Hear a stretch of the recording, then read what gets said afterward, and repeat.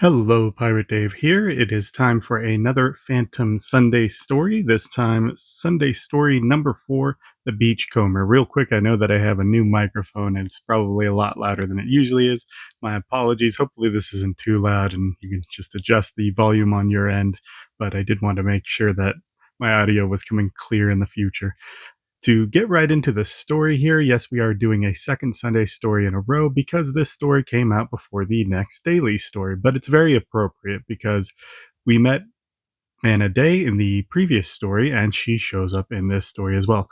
To recap the previous story, the fire goddess, the Phantom was away on his adventure in story number 2 when all heck breaks loose in the jungle and a tribe, the Masabi, decides to run rampant and pillage the other villages because their fire goddess has returned, an ancient prophecy that will lead them to conquest. Just by happenstance, their high seer, as well as two merchants, seem to be involved with the fire goddess as well. And when the Phantom returns, he uncovers the plot that the high seer and the two merchants hired an actress, Manna Day, from a local town and portrayed her as the fire goddess so that they could reap the rewards of the Masabis plundering the Bengalan tribes.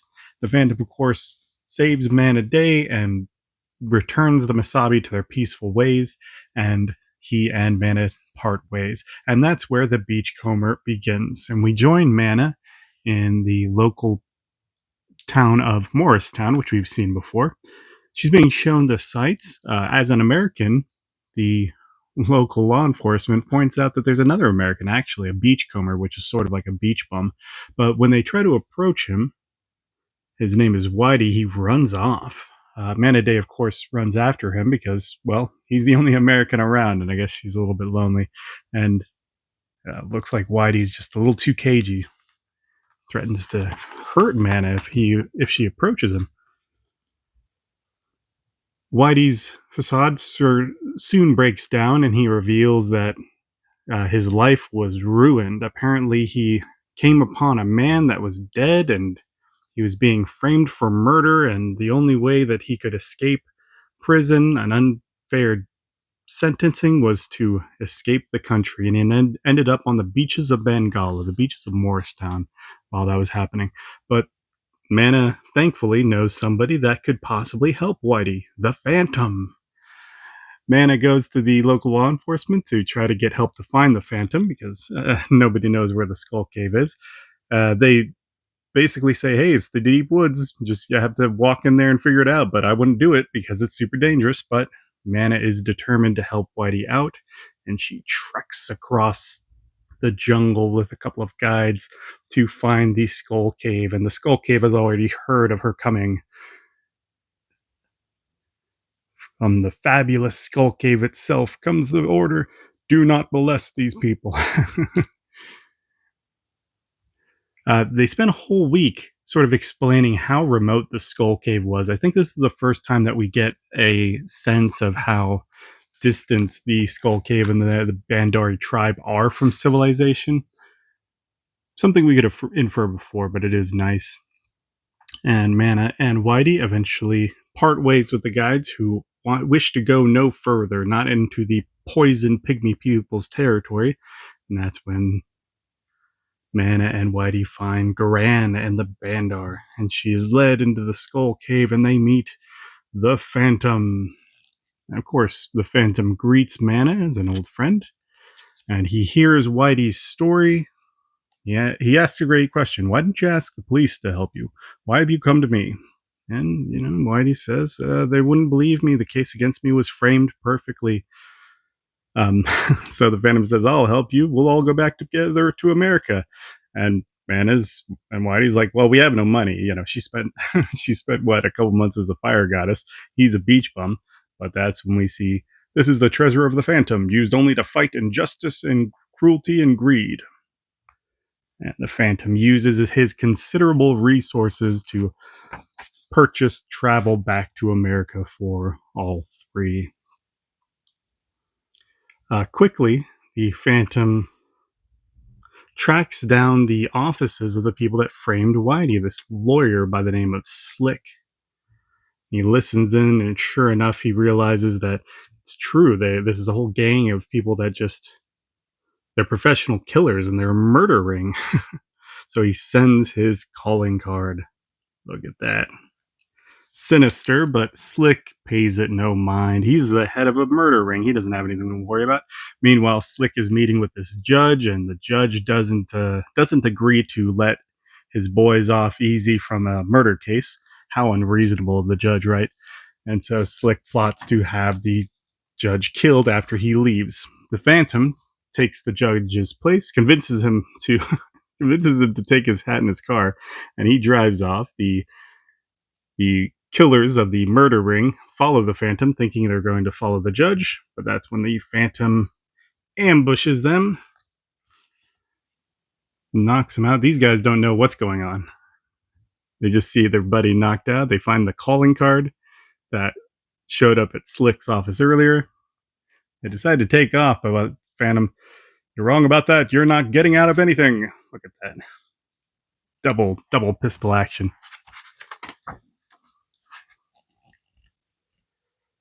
The Phantom brings the thugs back to the judge to try to unravel this murder ring. Meanwhile, Whitey is getting just a little bit of cabin fever. He's got to get out. He's got to walk. He's worried. He's afraid he's going to be seen back here in America, and he just needs to take a little walk to calm his nerves. But sure enough, that's exactly what gets him seen back here in America.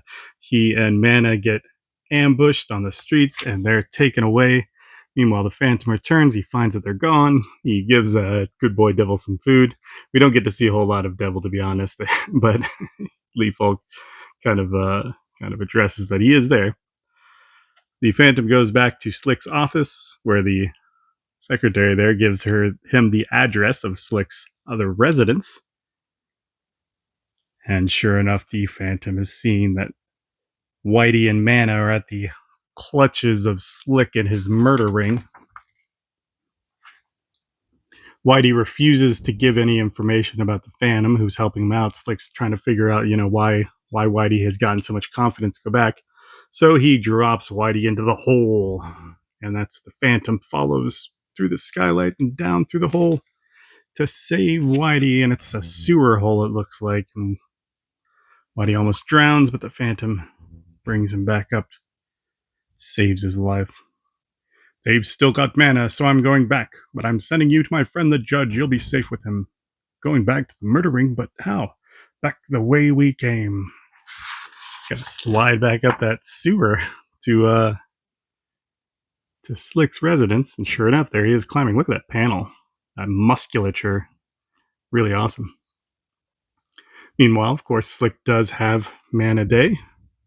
Slick leaves a guard with Manna, and Manna believes in the Phantom's mythology. She doesn't actually know his story. As far as she knows, he's the supernatural guy that defeated the fire goddess and helped and saved her and all that. Sure enough, this thug, sister, when they get tossed in there, they stay dead. They never come back. imagine that happening immediately after you make that. Get knocked off your feet there, walloped by the Phantom. And the Phantom captures this thug, and he goes undercover, and he decides that he's going to infiltrate the murder ring himself. And so he finds the gang at a bar looking for another mark. He pretends to be, so joins in on their poker game, pretends to fall asleep drunk, and that's when they stage this murder and convince the Phantom, you just shot that man dead. You did it. This is how their scheme works. They get somebody drunk and they just convince them that they murdered him. And so their scheme here is that they're going to make the Phantom murder the judge. Otherwise, they'll expose him. And that helps the Phantom get down to the root of how their scheme works. They lead the Phantom to the judge's home. Here's the gun. The judge is the one standing by the fireplace. You'll do it, or I'll plug you in the back. Wallop! Look at that shot there. Jeez. He just throws the guy through the window of the judge's. Hold this rat. I'll be back. I'm going after Slick, the king rat of the murder ring. Sure enough, Slick sees this whole thing happen. He just saw this guy get launched through a window, so he's shooting at the Phantom, who's just revealed himself. And the Phantom jumps up on Slick's car, and oh my, Slick has to be pooping a brick right now, and the chase is on. Slick decides to cut it to an amusement park of all places. He tries to hide there, but the man finds him. So Slick buys some darts in a game to throw at the Phantom as a weapon. It's so silly, but fun doesn't stop there. And the Phantom's chasing Slick into the Hall of Mirrors. This is really interesting because this is like a really common trope right now, but it would have been pretty common at the time too. This is about 7 years before uh, Lady of Shanghai, the Orson Welles movie, where it's probably the most iconic. But in like 1928, there was a Charlie Chaplin movie that used this Hall of Mirrors gag too. So I think it would have been pretty commonplace. But it's nice to think that the Phantom was such an early an early adopter of this little trope.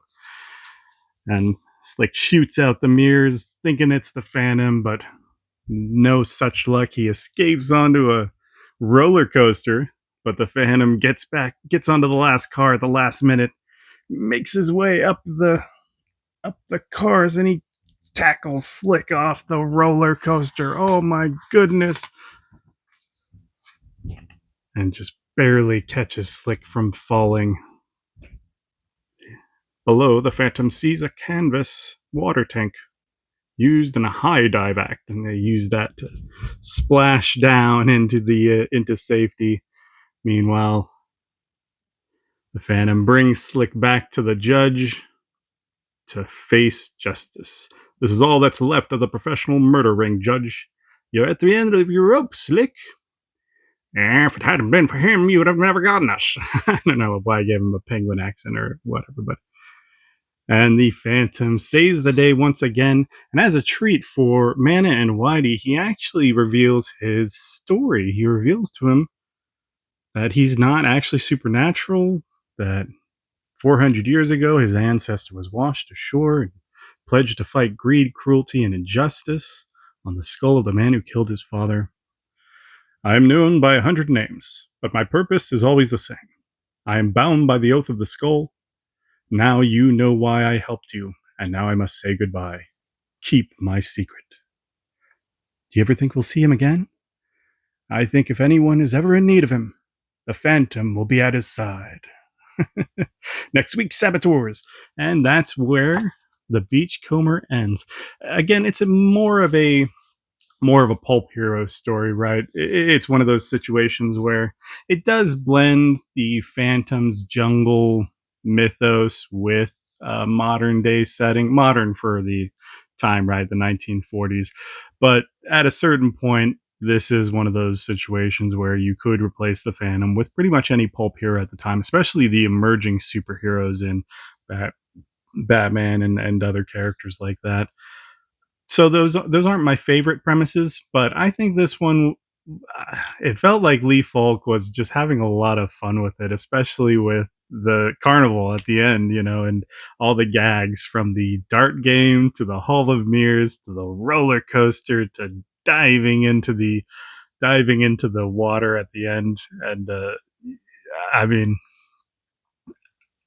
sometimes when you're making stories, you're making comic strips, you just want to put fun things in there to let readers know that you are fun, that it's not totally completely serious all the time. So there's a chance of that, demeaning your hero if it's too silly or too slapsticky. But I do think that these were creative and inventive enough, especially again for the time, that it probably wouldn't have come off that way. It probably would have come off more action packed, and it would have been something that readers were more familiar with than the jungles of Bangalla. So hopefully you enjoyed The Beachcomber. Kind of a short one this week, but I do think it was a story that kept itself pretty tight. I really did love Slick, the cigar chomping, corrupt lawyer leader of this murder ring. It's very sinister, but again, there was that balance of lightheartedness that made it very digestible.